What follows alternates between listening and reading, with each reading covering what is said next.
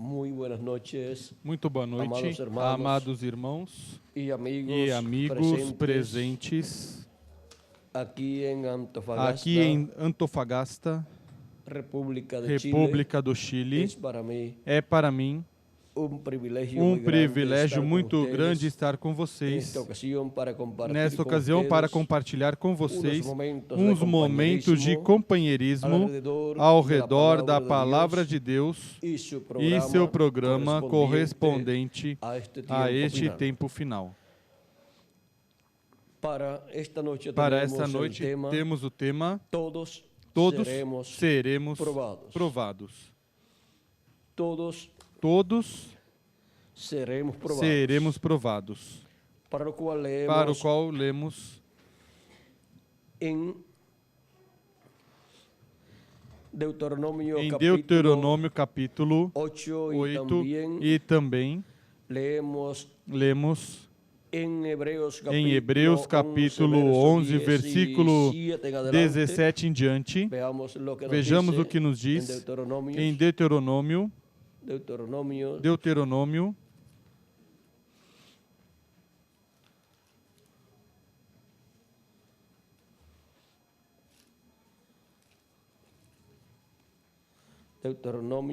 Deuteronômio capítulo 8.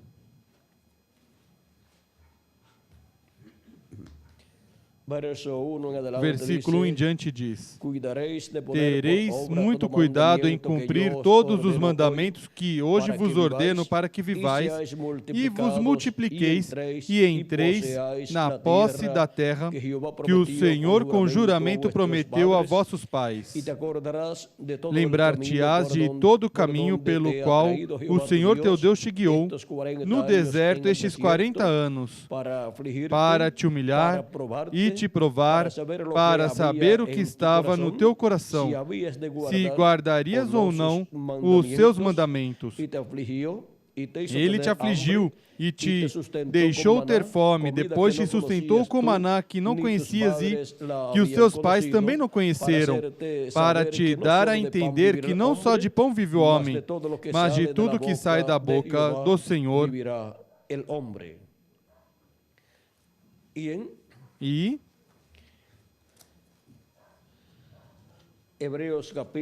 Hebreus capítulo 11, versículo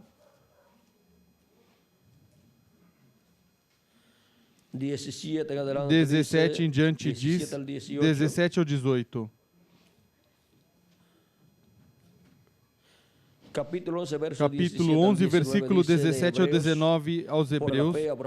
Pela fé, Abraão, quando foi ao ser provado, ofereceu a Isaque, aquele que havia recebido as promessas, ofereceu o seu unigênito, embora Deus lhe tivesse dito: em Isaque será chamada a tua descendência. Abraão julgou que Deus era poderoso para até dentre os mortos o ressuscitar. E daí também em figura o recobrou. Que Deus abençoe nossas almas com sua palavra e nos permita entendê-la. Nosso tema é: todos seremos provados. Todos seremos provados. Podem sentar, queiram ter a bondade.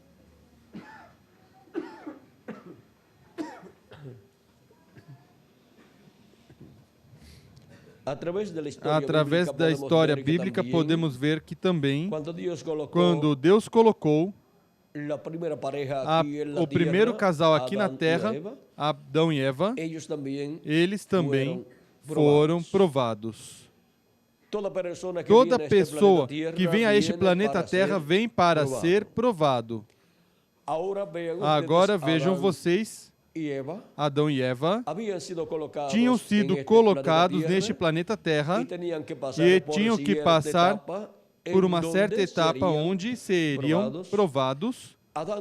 Adão e Eva, estando na Terra, eles, mesmo que tivessem a bênção de Deus, ainda não tinham sido adotados.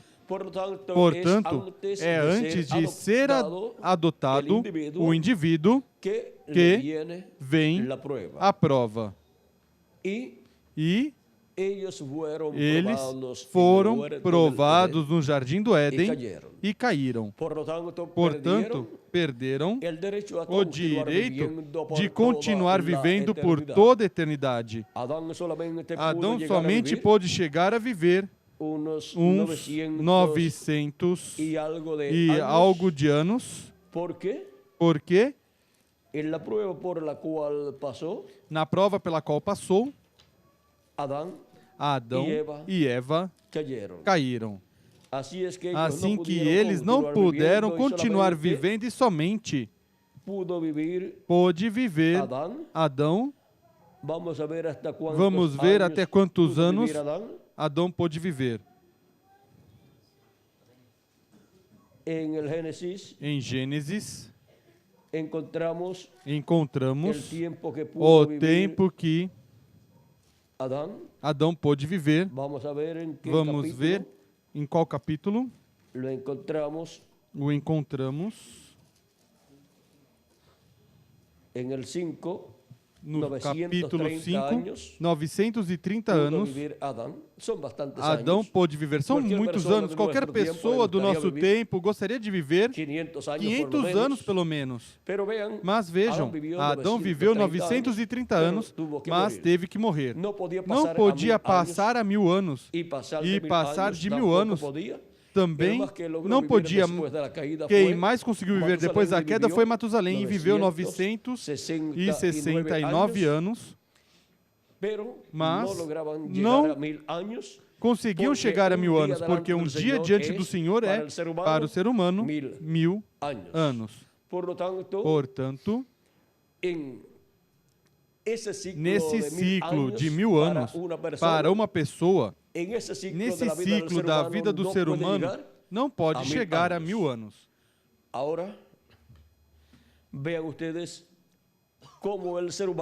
Agora vejam vocês como o ser humano, quando foi provado no Jardim do Éden, caiu e não chegou à adoção. Se ele passasse a prova e se mantivesse firme na palavra de Deus, seria adotado, comeria da árvore da vida e viveria eternamente. E não se diria aqui, e viveu Adão. Vamos ver. E foram todos os dias que Adão viveu 930 anos e morreu, mas que diria? E já tem Adão tantos anos e continua e ainda vive. Ao invés de dizer que e morreu, e se diria e ainda vive e continuará vivendo. Agora podemos ver que no segundo Adão diz a Escritura que tomou nossos pecados e se tornou mortal, morreu pelos nossos pecados, mas voltou a viver e ainda vive. Vem? Do segundo Adão que se manteve firme na palavra de Deus e passou a prova, podemos ver que a Escritura diz que ainda vive e continuará vivendo. E assim será para todos os filhos e filhas de Deus que, como indivíduos, se mantêm firmes na palavra de Deus na era e dispensação que lhes corresponde viver. E mesmo que seu corpo físico morra, a pessoa continua vivendo em seu corpo teofânico e em seguida, no último dia, ressuscitará em um corpo eterno e continuará vivendo. Agora, vejam como todos estes homens de Deus passaram pela etapa da prova, foram provados, porque viemos a este planeta Terra para ser provados.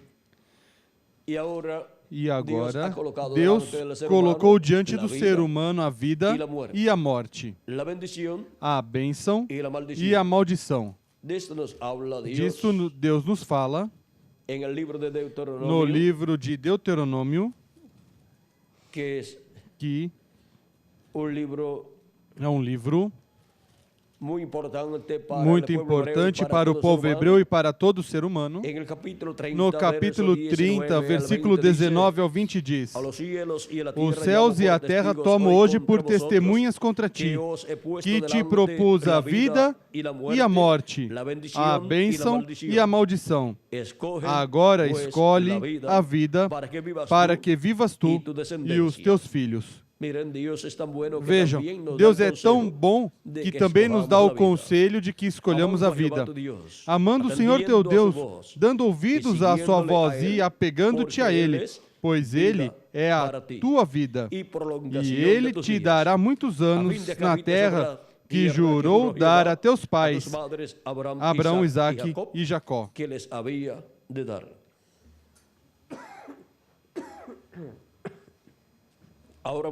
Agora podemos ver como Deus nos aconselha que escolhamos a vida para viver.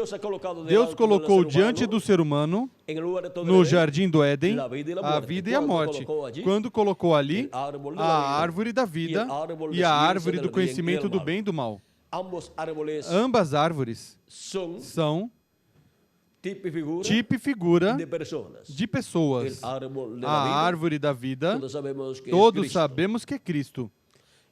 E a árvore do conhecimento do bem e do mal é o diabo. E para o ser humano poder comer ou de uma ou de outra árvore, tinha que se encarnar, ou a árvore da vida ou a árvore do conhecimento do bem e do mal, ou seja, tinha que se encarnar Jesus Cristo ou o diabo. E o diabo se fez carne, se encarnou na serpente, aquele animal que era o mais astuto de todos os animais, o qual era parecido ao homem, mais alto que o homem, e tinha também, não somente o corpo, mas tinha espírito. Por isso raciocinava, por isso falava, por isso tinha essa inteligência que tinha, e era o mais astuto de todos os animais.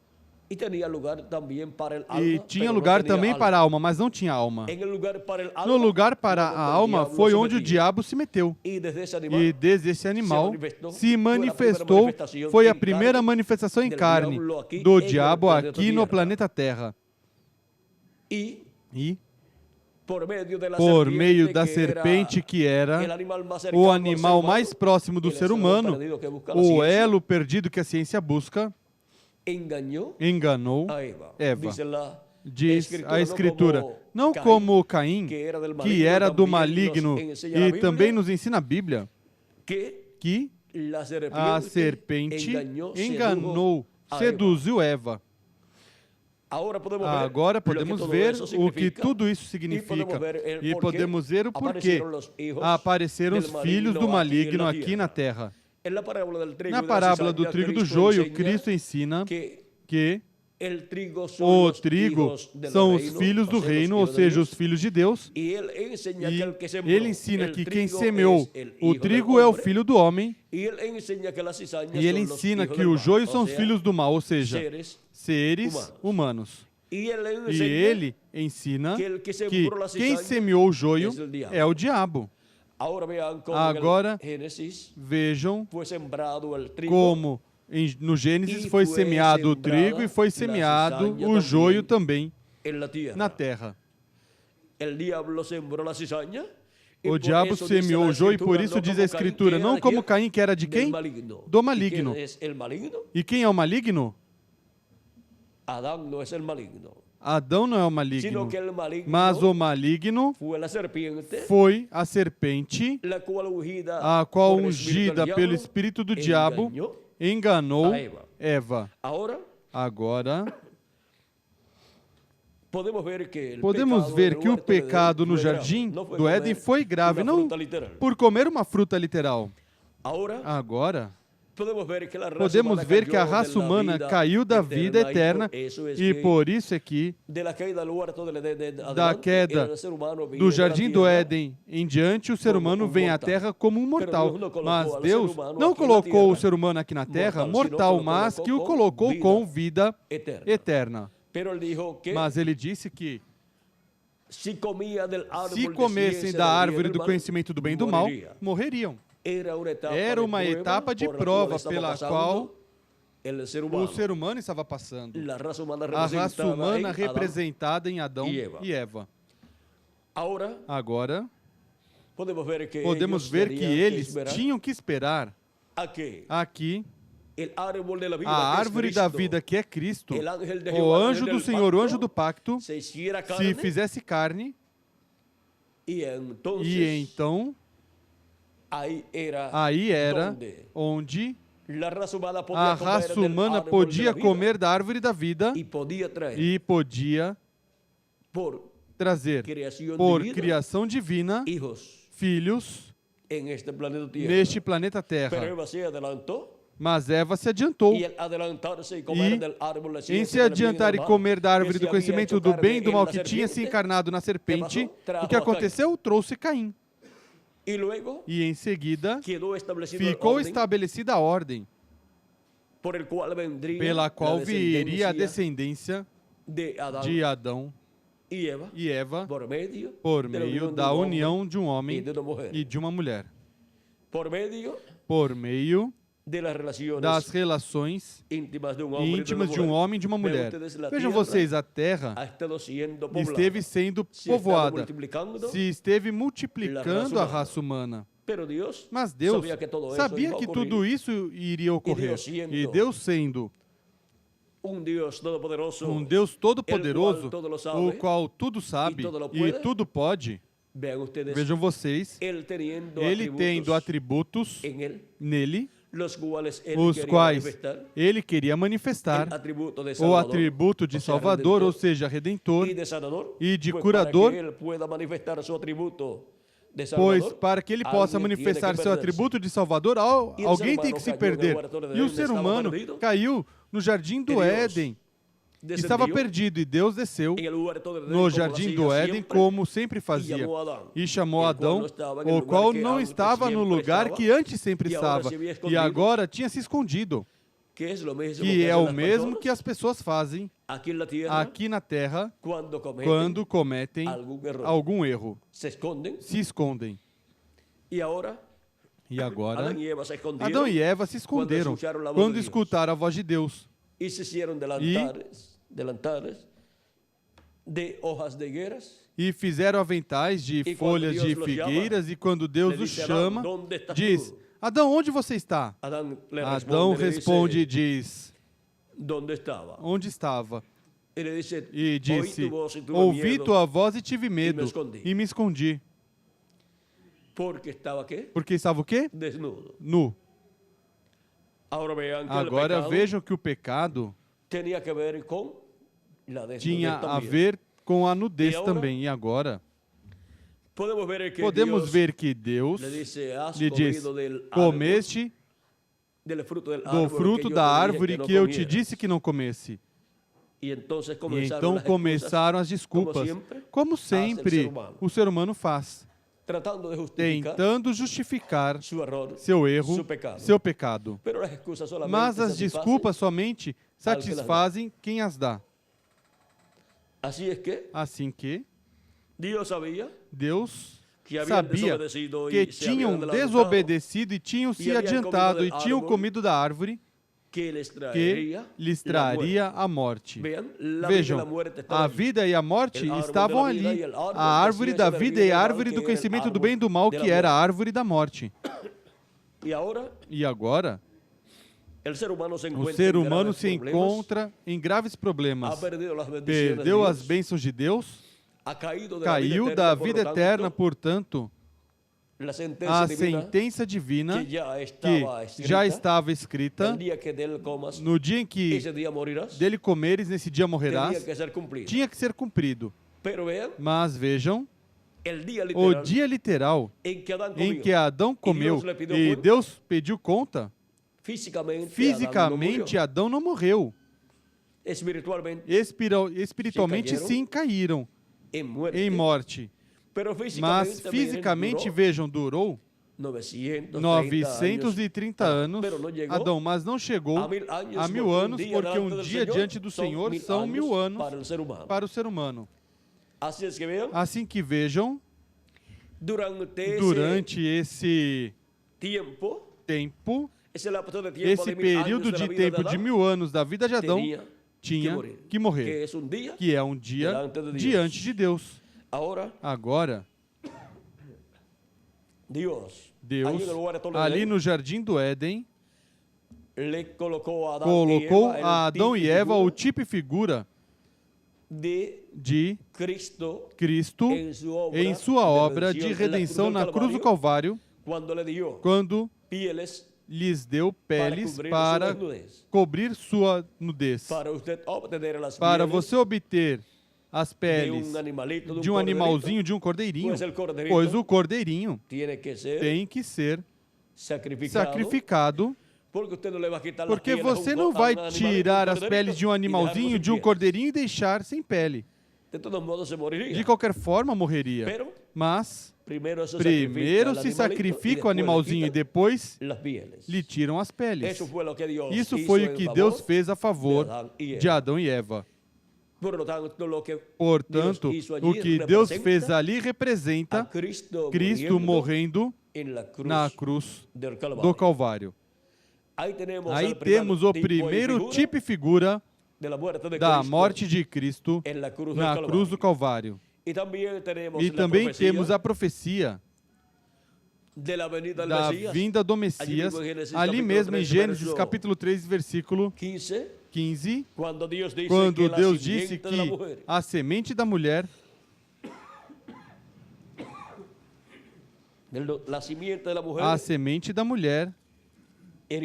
ferirá na cabeça o maligno. Diz, vamos ver capítulo 3, versículo 14 ao 15.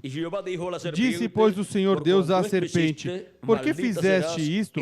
Maldita és entre todos os animais domésticos e entre todos os animais do campo. Sobre o teu ventre andarás e pó comerás todos os dias da tua vida. Antes caminhava ereta a serpente, porque era o animal mais próximo do homem, o elo perdido.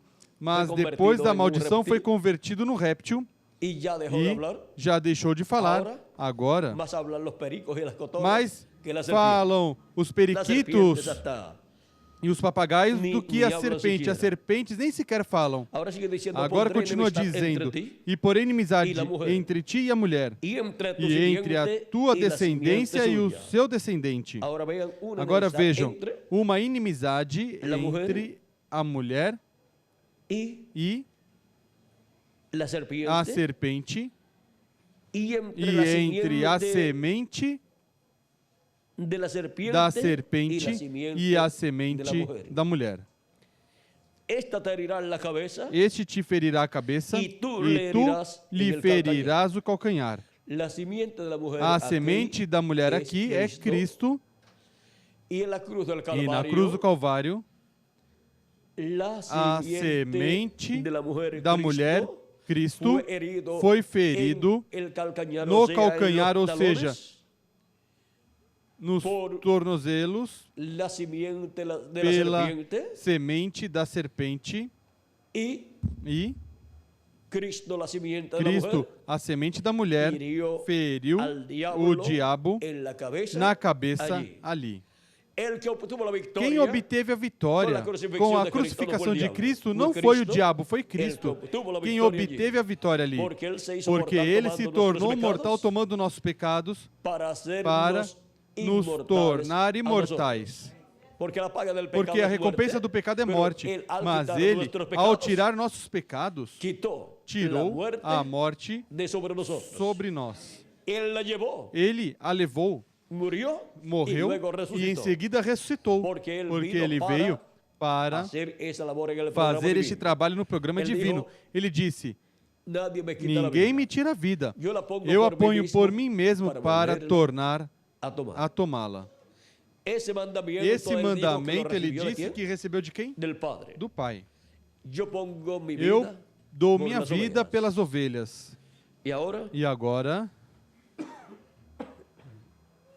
ele disse, eu tenho poder para colocá-la e tenho poder para tornar a tomá-la. Se o grão de trigo cair em terra e não morrer, ele fica sozinho. Ou seja, que Jesus Cristo não morresse lá na cruz do Calvário em sua primeira vinda, ele estaria vivendo ainda aqui na terra, naquele corpo que teve aqui na terra, mas estaria vivendo como? Sozinho aqui na terra. Um só homem estaria sobre a terra vivendo por toda a eternidade e os demais mortos completamente. Porque a recompensa do pecado é morte. Para aquele tempo, Deus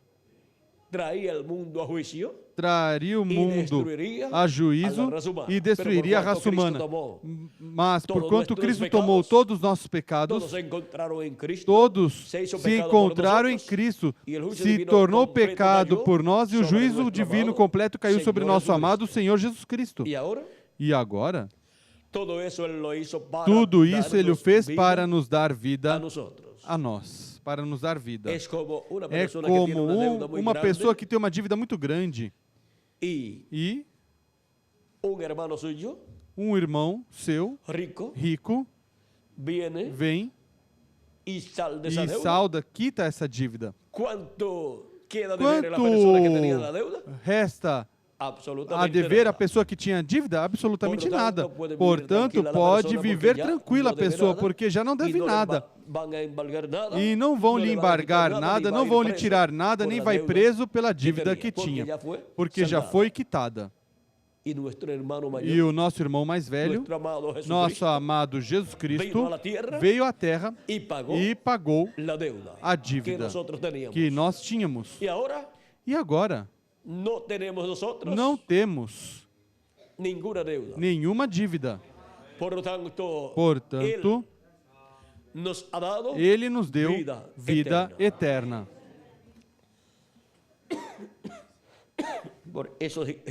Por isso, Jesus Cristo disse, quem ouve minha palavra e crê naquele que me enviou, tem vida eterna. E não entrará em condenação, mas passou de morte à vida. Passou de morte à vida a pessoa que escuta a palavra de Cristo e o recebe como nosso Salvador, como seu Salvador, e lava seus pecados no sangue de Cristo e recebe seu Espírito Santo. Passou de morte à vida. E, consequentemente, a pessoa não entrará em condenação. Vejam capítulo 5, versículo 24 de São João diz, em verdade vos digo, que quem ouve a minha palavra e crê naquele que me enviou, tem a vida eterna, e não entrará em condenação, mas passou da morte para a vida. Passou da morte porque com a queda do ser humano, porquanto todos os pecados, todos foram destituídos da glória de Deus e caíram da vida eterna. Mas agora, por meio de Cristo, somos restaurados à vida eterna. Assim como a raça humana passou de vida eterna à morte com a queda, agora, por meio do segundo Adão, passamos de morte à vida. Ou seja, somos restaurados à vida eterna. Recebemos um corpo teofânico com vida eterna da sexta dimensão quando cremos em Cristo como nosso Salvador e lavamos nossos pecados no sangue de Cristo. E para o último dia, Ele nos dará um corpo físico eterno e glorificado para viver por toda a eternidade. E assim fisicamente também seremos restaurados à vida eterna. São João capítulo 6, versículo 39 a 40 diz, e essa é a vontade daquele que me enviou, que eu não perca nenhum de todos os que ele me deu, mas o ressuscite no último dia. Para quando ele diz que efetuará a ressurreição dos que o Pai lhe deu? Para o último dia. O último dia É o sétimo milênio, porquanto um dia diante do Senhor é como 1000 anos para os seres humanos. Pois a vontade do meu Pai é que todo aquele que vê o Filho e nele crê, tenha a vida eterna, e eu o ressuscitarei no último dia. Para o último dia, novamente, Cristo diz que realizará a ressurreição dos que creram nele e partiram. E para os que permaneçamos vivos e ocorrer a ressurreição dos mortos em Cristo, para os que permaneçamos vivos, tendo crido em nosso Senhor Jesus Cristo e tendo lavado nossos pecados no sangue de Cristo e recebido o seu Espírito Santo, Ele prometeu uma transformação de nossos corpos. Seremos transformados e então teremos o corpo eterno e glorificado, e seremos a imagem e semelhança de nosso amado Senhor Jesus Cristo. Agora, vejam vocês, Cristo é o nosso Redentor. Redimir é ou significa voltar ao lugar de origem. E Ele é quem nos regressa à vida eterna, de onde o ser humano caiu no jardim do Éden. Agora nós vimos que o ser humano, desde que foi colocado na terra, esteve sendo provado. Ou seja, que Adão e Eva foram provados e também encontramos Abraão, que foi provado e permaneceu firme na palavra de Deus. Encontramos também a Jacó como indivíduo, o qual foi provado e ele recebeu sua adoção lá, quando se encontrou com o anjo do Senhor e lutou com ele e venceu. Ou seja, que é preciso lutar e vencer. E agora Jacó obteve a vitória e seu nome foi mudado de Jacó a Israel. Encontramos que Moisés também foi provado, mas Moisés, por se encher de ira, feriu a rocha na segunda ocasião, e segunda rocha, que também representava Cristo, para a qual e na qual Deus disse que falasse, não que ferisse, como Deus tinha dito que fizesse com a primeira, para a primeira. Deus disse que ferisse a rocha com a vara, mas para a segunda rocha, em outro lugar no deserto, disse, fale a rocha. Mas Moisés, cheio de ira, feriu a rocha com a vara, e porquanto a rocha representa a Cristo, a primeira rocha a qual Deus disse, fira a rocha com a vara e lhe dará água ao povo, representa a primeira vinda de Cristo, o qual seria ferido na cruz do Calvário. E por isso tinha que ferir a rocha. Porque Deus estava ali colocando o tipo e figura, o simbolismo da primeira vinda de Cristo e sua morte na cruz do Calvário.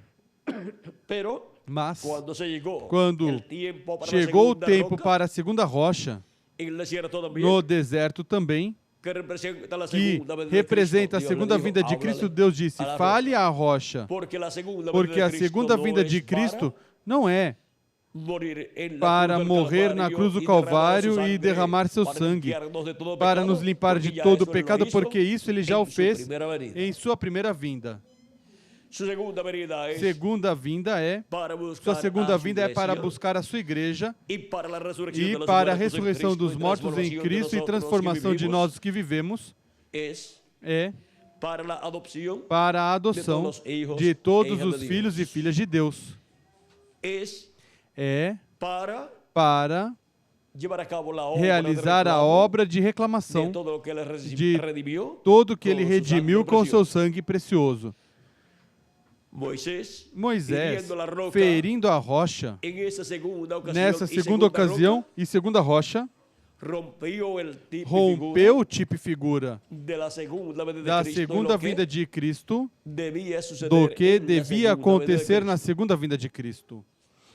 E porquanto Moisés estava ali, como profeta de Deus, colocando o simbolismo da segunda vinda de Cristo nas coisas que aconteceriam na segunda vinda de Cristo, a rocha Cristo,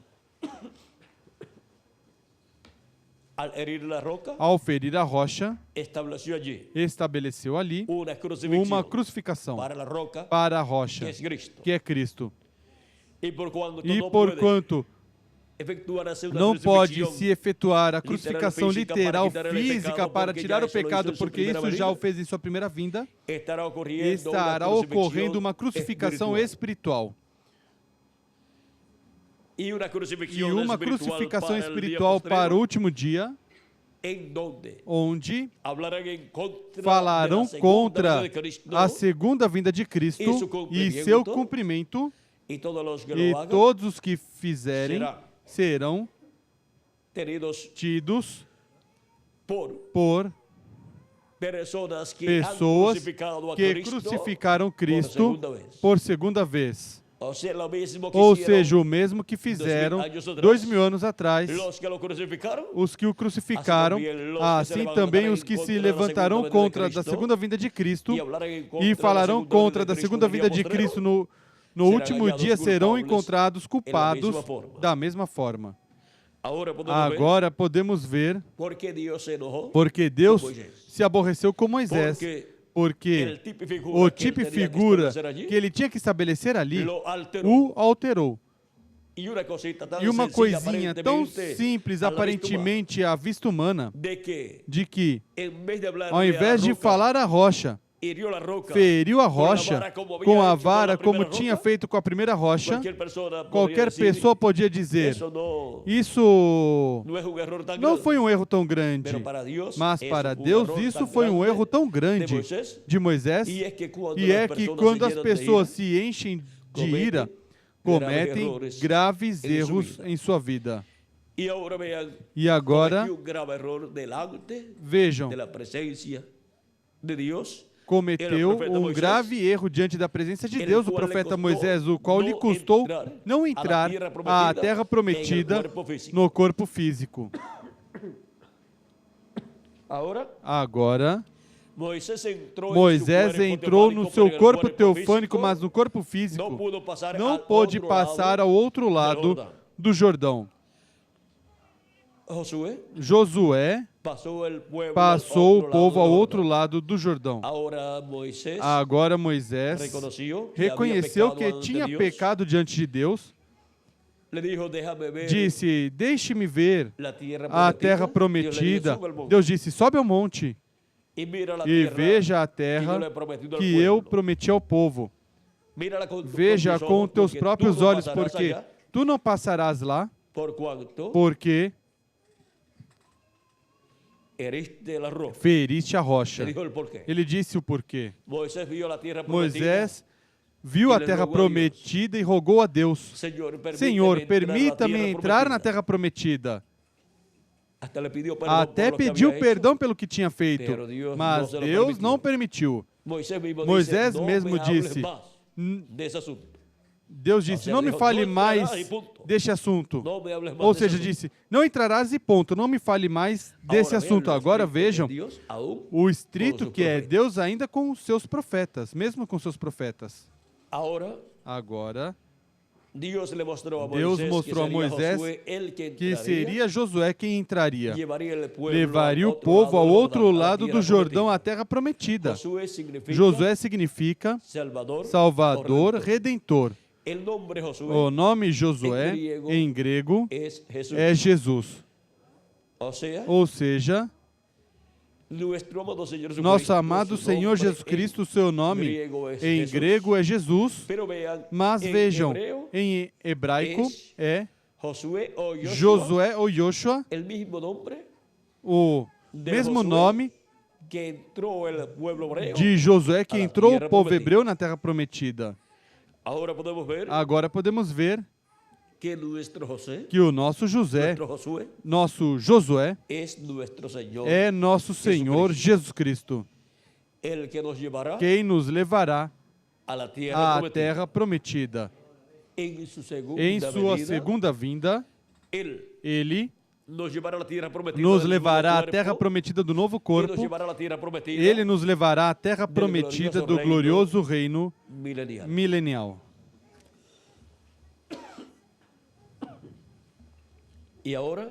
E agora, vimos que todos temos que ser provados. O povo hebreu, como povo, também foi provado. E vejam, nesses 40 anos, o povo hebreu estava sendo provado, e também o profeta Moisés. O povo e seu mensageiro também. E agora Deus diz em Deuteronômio, capítulo 8, que Deus levou o povo pelo deserto. Para quê? Para prová-los e para saber se iriam servir a Deus ou não, diz. Capítulo 8 de Deuteronômio, que lemos no princípio. Tereis muito cuidado em cumprir todos os mandamentos que hoje vos ordeno, para que vivais e vos multipliqueis e entreis na posse da terra que o Senhor com juramento prometeu a vossos pais.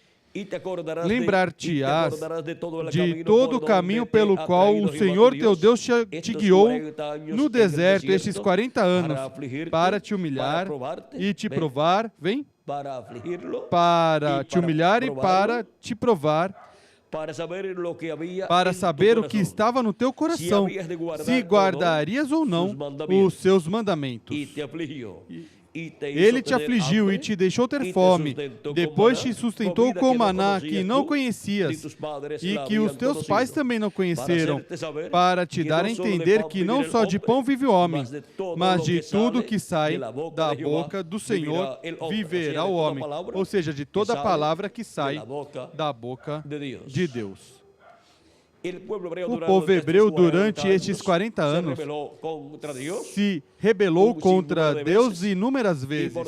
E, por 10 ocasiões, diz a Escritura que quis apedrejar o profeta Moisés. E, consequentemente, essa foi uma rebelião direta contra Deus, porquanto Deus estava em seu profeta Moisés, guiando o povo.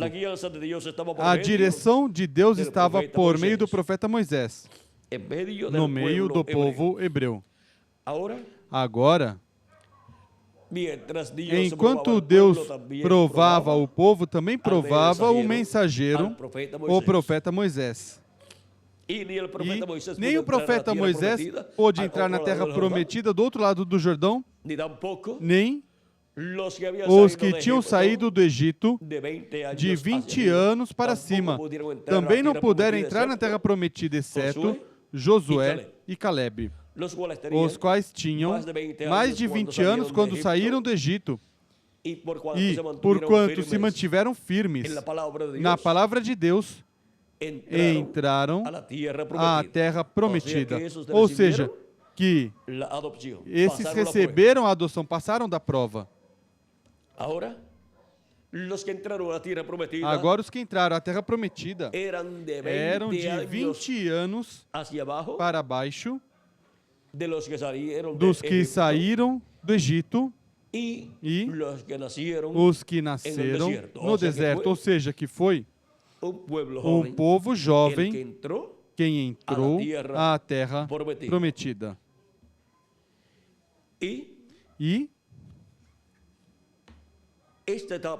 essa etapa de 40 anos pelo deserto foi de prova.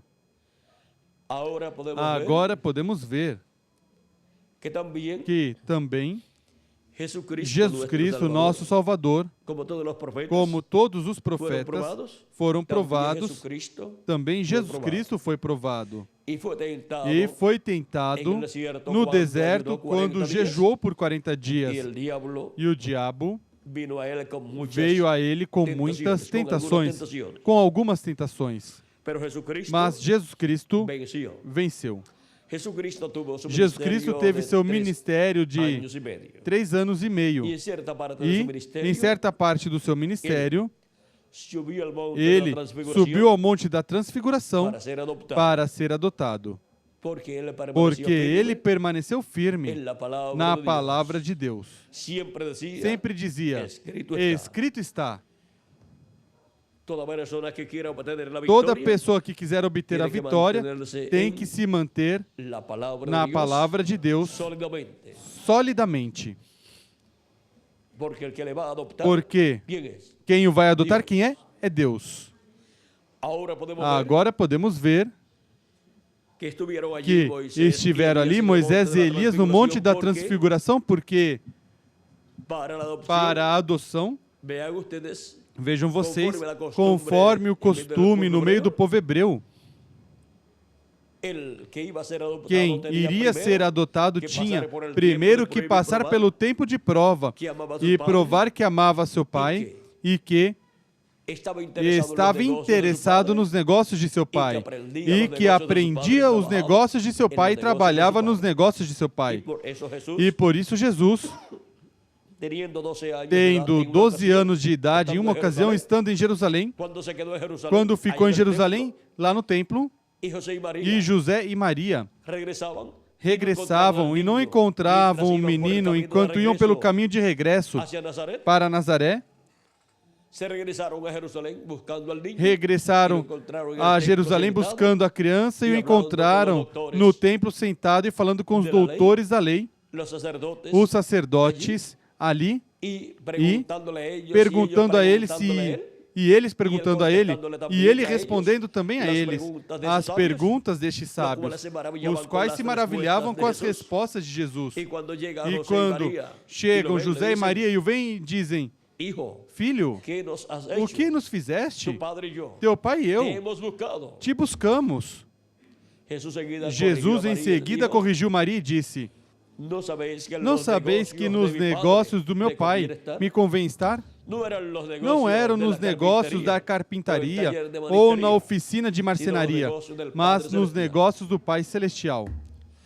E nos negócios de nosso Pai Celestial é que nos convém estar nós e estar ocupados trabalhando sempre neles para ser adotados como filhos e filhas de Deus, obtendo o novo corpo que Ele prometeu para todos nós. Agora recordem que na etapa de prova é enquanto estamos neste corpo mortal. Quando já estivermos no novo corpo, que é eterno, glorificado, e imortal, e incorruptível, já aí não é tempo para ser provados. Aí já estaremos restaurados totalmente à vida eterna, com vida eterna, e estaremos à imagem e semelhança de nosso amado Senhor Jesus Cristo, com um corpo igual ao corpo glorificado de Jesus Cristo. E já estaremos na posição plena de reis e sacerdotes para reinar com Cristo 1000 anos e depois por toda a eternidade como reis e sacerdotes. Mas temos que passar pelo tempo de prova, porque todos seremos provados. E agora, a Igreja do Senhor Jesus Cristo como corpo místico também tinha que ser provada. E de era em era, a Igreja de Jesus Cristo, em cada era, foi provada e cada mensageiro também foi provada. Para este tempo final, a Igreja de Jesus Cristo passará pela prova que corresponde a este tempo final e vai obter a grande vitória no amor divino. E vai receber a adoção, e cada membro da Igreja de Jesus Cristo vai obter a vitória na prova final da Igreja de Jesus Cristo e dos membros da Igreja de Jesus Cristo. Vamos obter a vitória no amor divino e seremos adotados, seremos transformados. E daí em diante já não haverá mais provas. Agora, assim será também para o mensageiro da Igreja de Jesus Cristo em e da era da pedra angular. E todos vamos passar a prova. Vamos permanecer firmes na palavra de vida, a palavra de Cristo. E vamos obter a vitória no amor divino e seremos adotados, seremos transformados e teremos o corpo eterno. Seremos a imagem e semelhança de nosso amado Senhor Jesus Cristo. Estamos vivendo na era que será adotada, a era onde os filhos e filhas de Deus serão adotados. Essa é a era da pedra angular, na qual estão sendo chamados e juntados todos os escolhidos de Deus por meio da voz de Cristo, a mensagem da grande voz de trombeta, por meio do seu anjo mensageiro neste último dia, no território latino-americano e caribenho. Agora podemos ver onde nos encontramos no programa divino. Nos encontramos na era da pedra angular, na era onde os filhos e filhas de Deus passarão a prova, permanecerão firmes na palavra de Deus, obterão a vitória no amor divino e obterão a transformação dos seus corpos. E seremos a imagem e semelhança do nosso amado Senhor Jesus Cristo. Ainda não fomos transformados, mas seremos transformados nesta era da pedra angular, a era de ouro da Igreja de Jesus Cristo. E já por fé tomamos essa palavra positiva e a tornamos nossa. Não há outra era depois da era da pedra angular. E as eras passadas, nenhuma teve a adoção, porque a adoção é para a era da pedra angular, onde a Igreja de Jesus Cristo é adotada. E por isso é que, como apareceram Moisés e Elias no Monte da Transfiguração para a adoção de Jesus Cristo, aparecem os ministérios das duas oliveiras de Moisés e Elias na era da pedra angular para a adoção da Igreja do Senhor Jesus Cristo. Agora podemos ver que, por isso é que, assim como Jesus Cristo, na ocasião da sua adoção no Monte da Transfiguração, esteve sob o ministério de Moisés e Elias, diz a Escritura, que apareceram Moisés e Elias falando com Jesus sobre a partida de Jesus a Jerusalém, para a obra que iria realizar lá em Jerusalém, a obra de redenção. E agora vejam vocês, como para o último dia, sob os ministérios de Moisés e Elias, Deus estará nos falando sobre todo o programa divino que se estará realizando neste tempo final e como a Igreja de Jesus Cristo irá a Jerusalém para viver em Jerusalém e reinar com Cristo por 1000 anos e depois por toda a eternidade. Iremos no corpo eterno que receberemos e reinaremos com Cristo 1000 anos e depois por toda a eternidade. Agora vejam que sob os ministérios de Moisés e Elias é que toda essa relação de todas essas coisas é revelada à Igreja do Senhor Jesus Cristo. Ali também foi visto o rosto do Senhor, resplandecendo como o sol. O sol representa a Cristo. Cristo disse, eu sou a luz do mundo. O sol é o astro-rei e nosso Senhor Jesus Cristo é o Rei dos reis e Senhor dos senhores. E agora, a segunda vinda de Cristo é como o sol de justiça resplandecendo, diz o profeta Malaquias no capítulo 4, versículo 2, onde diz: Mas a vós que temeis meu nome, nascerá o sol de justiça, e em suas asas trará salvação. O sol literal não tem asas, mas Cristo, que é o sol de justiça, disse que o Filho do Homem virá com seus anjos, que são os ministérios de Moisés e Elias, que são as duas oliveiras, são as asas do sol de justiça, as asas do Filho do Homem. Agora,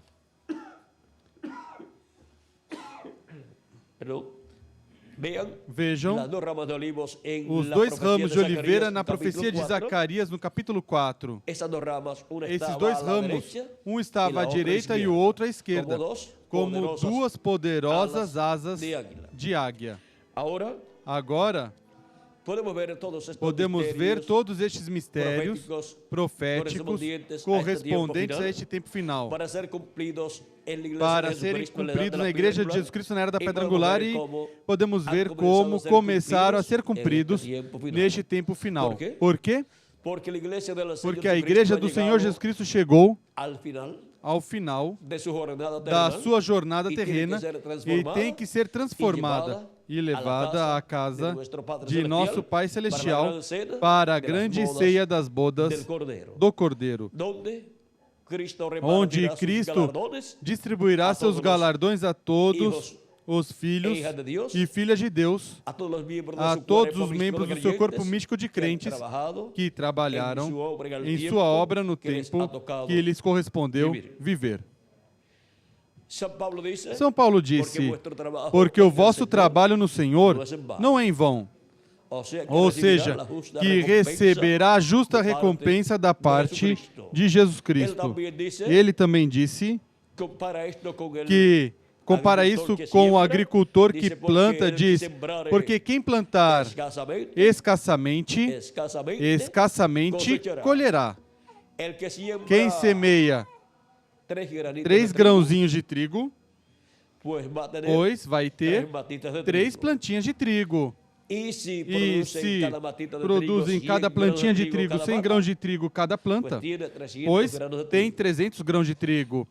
Mas quem semeou 1000 grãozinhos de trigo, e se cada plantinha, cada grãozinho de trigo produz a plantinha de trigo, que seria o normal, e cada plantinha de trigo produz 100 grãozinhos de trigo, quantos grãos de trigo vai colher quem plantou 1000 grãos de trigo? Pois vai colher quantos vai colher? Quem pode multiplicar por aí? Serão 10.000 por aí? Ou são 10.000 ou são 100.000? Ou é 1 milhão? Ou 10 milhões por aí? Ou seja, que vai colher muito. Mas se outro semeou 100.000 grãozinhos de trigo, pois esse vai colher muito mais. Agora todos queremos colher muito, mas não ter trabalho. Essa é a política do preguiçoso. E um preguiçoso, do qual Cristo falou na Bíblia, quando chegou o tempo da recompensa, não recebeu recompensa alguma, mas que o que tinha sido dado lhe foi tirado e lhe foi dado a quem tinha mais. Essa é a parábola dos talentos. Quem tinha um talento o enterrou, não produziu nada com ele. Quem tinha 3 multiplicou, quem tinha 5 multiplicou. E quando Deus veio pedir as contas, o Senhor veio pedir contas. Quem tinha 5 multiplicou, e então tinha 10, e quem tinha 3 multiplicou e então tinha 6, e quem tinha 1 não fez nada.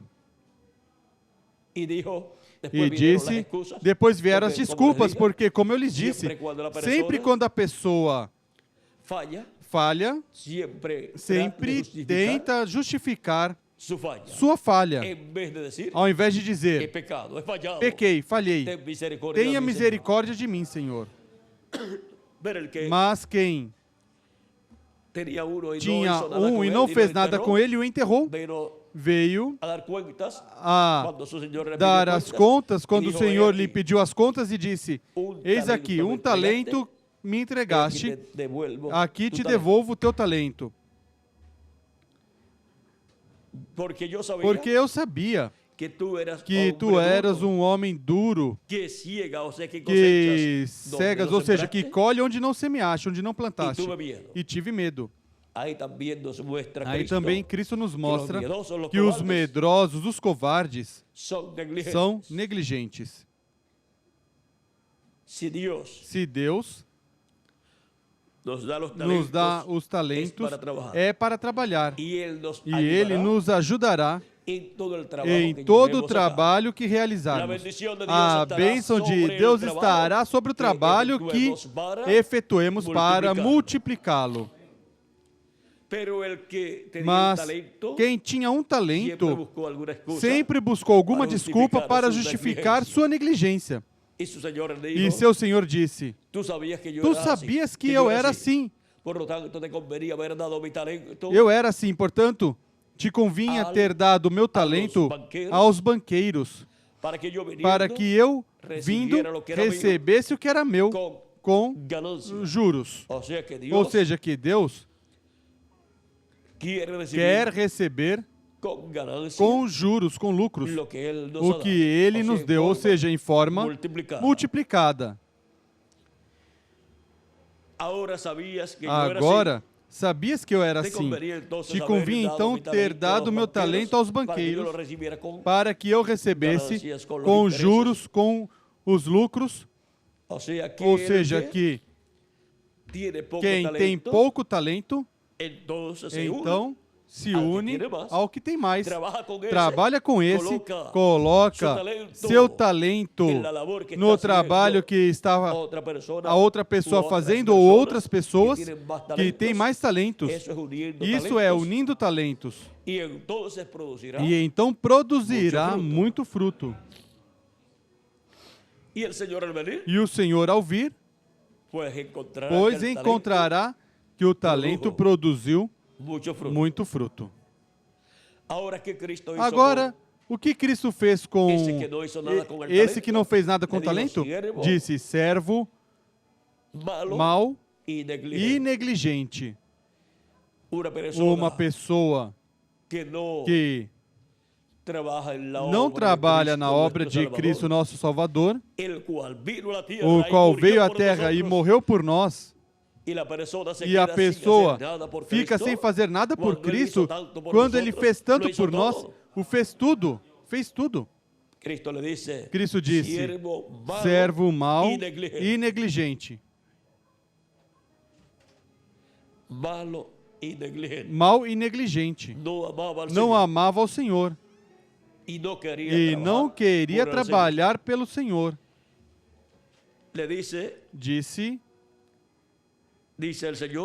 o Senhor, tire o talento e dai ao que tem 10 talentos.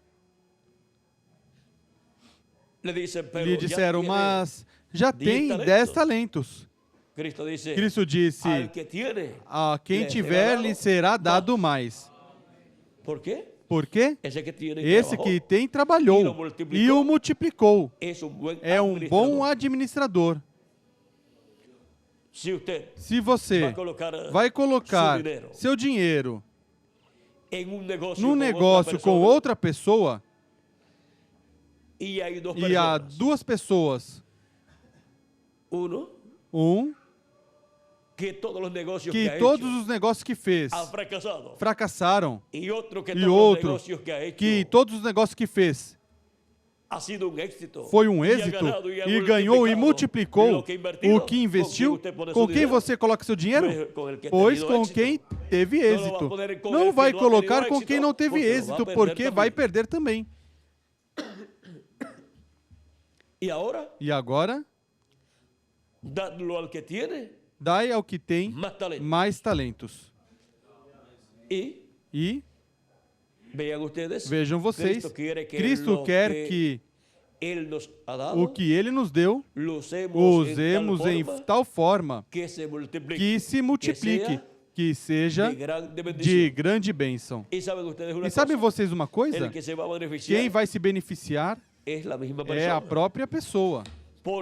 Porque quem semear escassamente colherá, mas quem semeia abundantemente, abundantemente colherá. E o vosso trabalho no Senhor, pois não é em vão.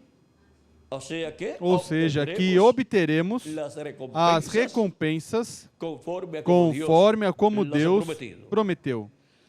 Vejam, Deus não quer preguiçosos em sua obra. Não quer servos maus e negligentes em sua obra. Agora, os servos trabalhadores terão grandes recompensas.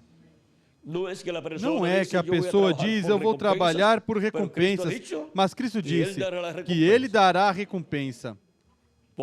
Porque Ele, vejam vocês, em São Mateus, capítulo 16, versículo 27 diz, porque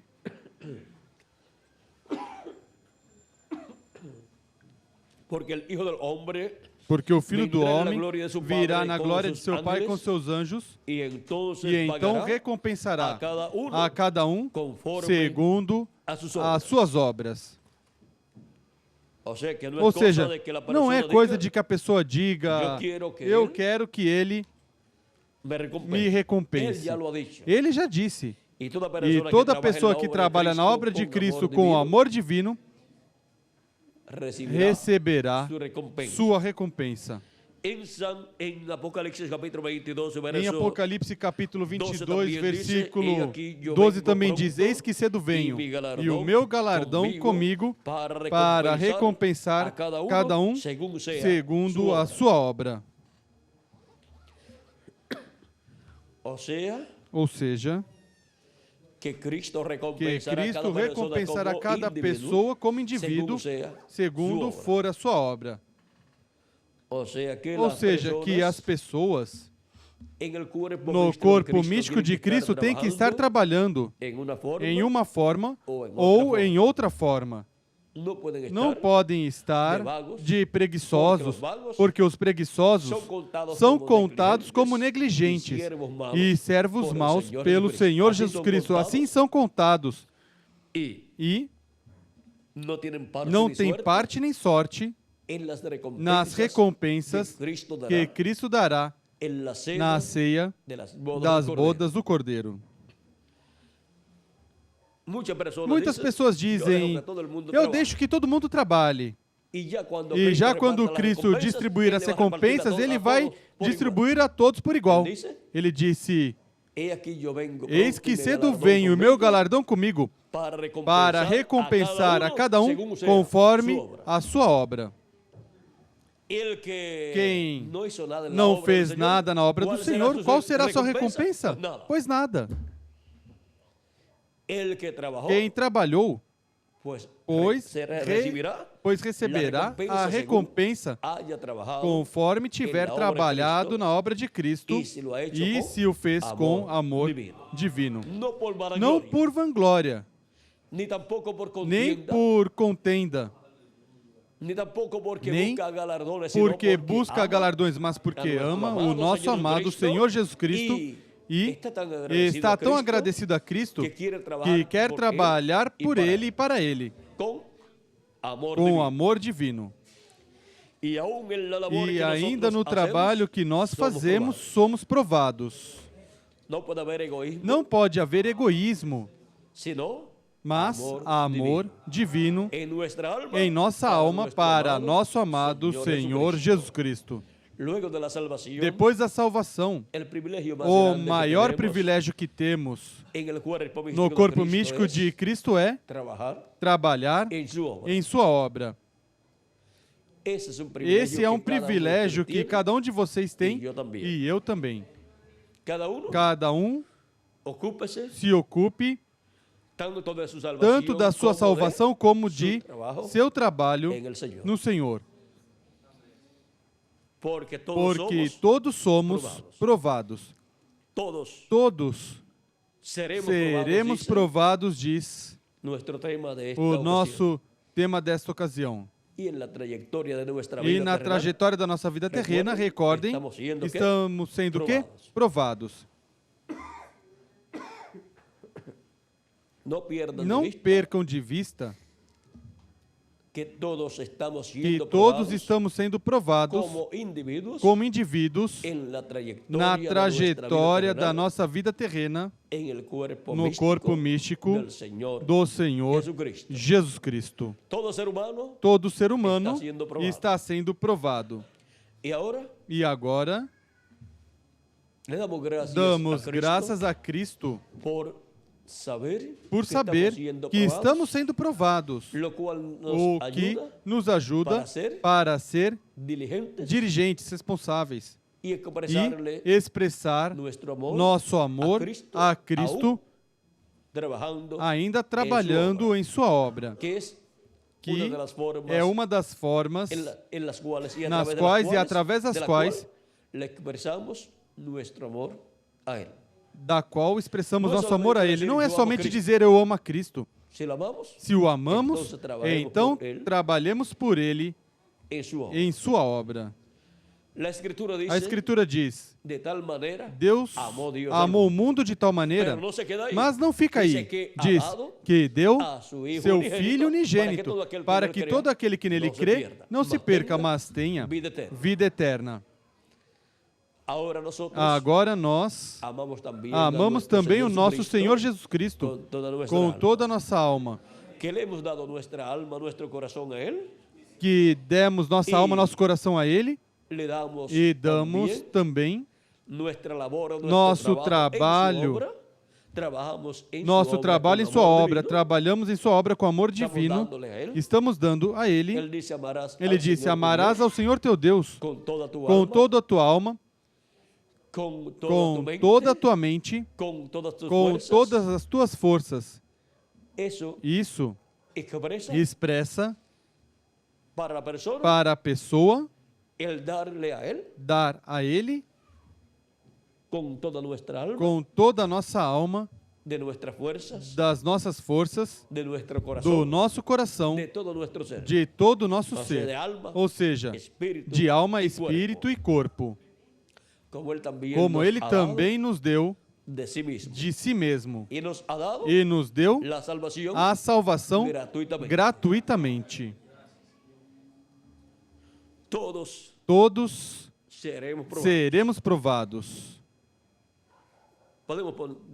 Podemos dizer, todos somos provados. E agora, vimos os do tempo pré-diluviano, como foram provados. Vimos os do tempo depois do dilúvio, como foram provados. E agora estamos vendo como nós estamos sendo provados neste tempo final. Porque todos seremos provados. E todos estamos sendo provados. Foi para mim um privilégio muito grande estar com vocês nessa noite, dando-lhes testemunho de que todos somos provados. E nós passaremos a prova, seremos adotados como filhos e filhas de Deus, manifestados em corpos eternos, porque seremos transformados. E seremos iguais a Jesus Cristo, a imagem e semelhança do nosso amado Salvador. Agora, onde estão os que estão sendo provados neste tempo? Pois aqui estamos. Uma parte aqui na República do Chile e também em todos os países latino-americanos e caribenhos. Estamos sendo provados por Deus neste tempo final. E obteremos a vitória. E seremos adotados, seremos transformados, porque Ele assim o prometeu. Que as bênçãos de Jesus Cristo, anjo do pacto, sejam sobre cada um de vocês e sobre mim também, e nos ajude e nos fortaleça nessa etapa de nossa vida, onde estamos sendo provados. Senhor Jesus Cristo, ajuda-nos, fortalece-nos e nos use também em Tua obra. E em breve, complete o número dos escolhidos, que neste trabalho de levar a mensagem por todos os lugares, chegue até o último dos escolhidos e se complete o corpo místico Teu, Tua igreja, e todos os mortos em Cristo sejam ressuscitados em corpos eternos, e nós que vivemos sejamos transformados. No nome eterno do Senhor Jesus Cristo. Amém e amém. Muito obrigado pela vossa amável atenção, amados irmãos e amigos presentes aqui em Antofagasta, Chile. E que nosso Senhor Jesus Cristo continue abençoando, os continue abençoando por toda a eternidade. Passem todos muito boa noite.